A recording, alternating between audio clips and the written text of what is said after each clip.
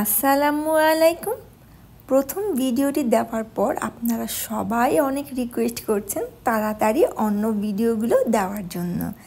তেমনই আজকে আরেকটি নতুন ভিডিও নিয়ে আপনাদের সামনে হাজির হয়ে গেলাম। আজকে দেখাবো কানাডাতে আমার খালা শাশুড়ি বাসায় আমরা বারবিকিউতে কি করলাম।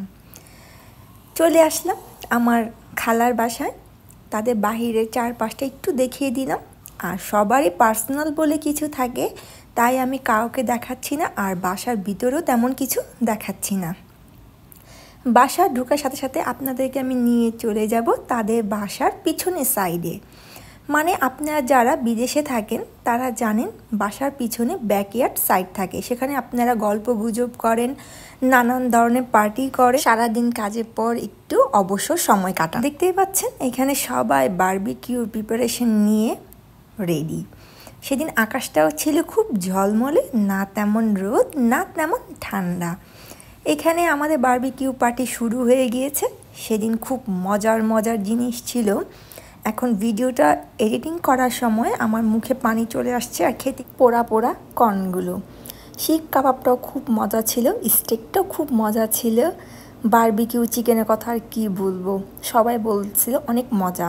হটডগও করা হয়েছিল, বেবি পটেটোটাও খুব মজা ছিল।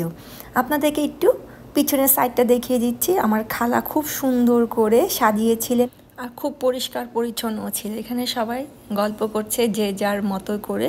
সেই দিনটা খুব আনন্দে কেটেছে আমাদের সবাই, আর খুব মজা করেছি আমরা।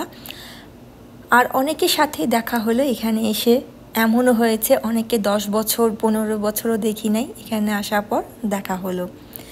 আস্তে আস্তে সন্ধ্যা নেমে এলো। এখানে একটু লাইটিং করা ছিল, সন্ধ্যার সময় লাইটিংগুলো খুব ভালোই। এরপর সবাই আস্তে আস্তে যার বাসায় ফিরে যাওয়ার পালা। আমরা যে যার মতো আস্তে আস্তে করে খালার বাসা থেকে বের হয়ে যাচ্ছি।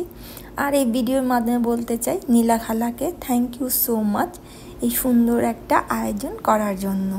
খুবই আনন্দ করলাম সবাই একসাথে এই সুন্দর মুহূর্তটা, তাই আমি ভিডিওর মাধ্যমে রেখে দিলাম আমার ছোট্ট একটা চ্যানেলে।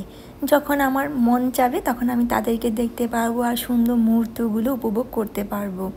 কারণ আমরা আবার যে যার জায়গায় চলে যাব, কবে দেখা হবে তাও জানি না। তাই সুন্দর মুহূর্তগুলো সুন্দরভাবে রেখে দিলাম ছোট একটা ভিডিওর মাধ্যমে। আজকের ভিডিওটা কেমন লাগলো কমেন্ট করে জানাবেন। আল্লাহ হাফেজ।